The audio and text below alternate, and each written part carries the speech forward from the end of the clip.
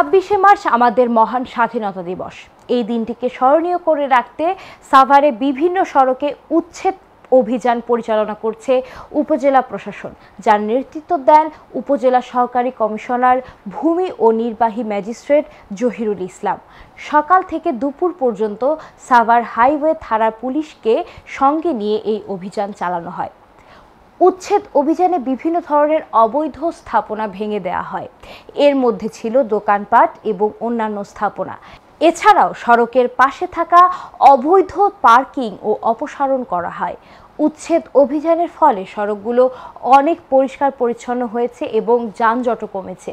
স্থানীয় জনগণ এই উদ্যোগকে স্বাগত জানিয়েছে। এই ধরনের উচ্ছেদ অভিযান মাঝে মধ্যেই পরিচালনা করা উচিত।